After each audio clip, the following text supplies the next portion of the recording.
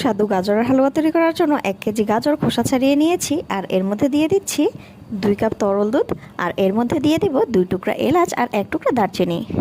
ঢাকনা দিয়ে গাজরটাকে সেদ্ধ করে নেব। গাজরটা সেদ্ধ হওয়ার পর একটা পটেটো ম্যাশার দিয়ে এভাবে ভালো করে ম্যাশ করে নেব। আপনারা চাইলে গ্রেট মেশিন দিয়ে গ্রেট করে তারপর দুধের সাথে গাজরটাকে সেদ্ধ করে নিতে পারেন। এ পর্যায়ে আমি দিয়ে দিচ্ছি 1 কাপ চিনি আর 1 কাপ পাউডার মিল্ক। এখন এগুলোকে ভালো করে নেড়েচেড়ে গাজরের সাথে মিশিয়ে নেব। আর এদিকে চুলায় দিয়ে দিচ্ছি 1 টেবিল স্পুন ঘি আর দিয়ে দিচ্ছি স্লাইস করা কিছু বাদাম। এখানে আমি কয়েক পদের বাদাম ব্যবহার করেছি, আপনারা চাইলে 1 পদের বাদামও দিতে পারেন। আর দিয়ে দিচ্ছি কিছু কিশমিশ। এখন এগুলোকে ভালো করে ভেজে এই গাজরের মিশ্রণের সাথে সুন্দর করে মিশিয়ে নেব। আর তারপরেই তৈরি হয়ে যাবে আমাদের সুস্বাদু গাজরের হালুয়া। বাচ্চাদের টিফিন কিংবা সন্ধ্যার নাস্তায় কিংবা বাড়িতে কোনো মেহমান আসলে ঝটপট এভাবে গাজরের হালুয়া তৈরি করে নিতে পারেন।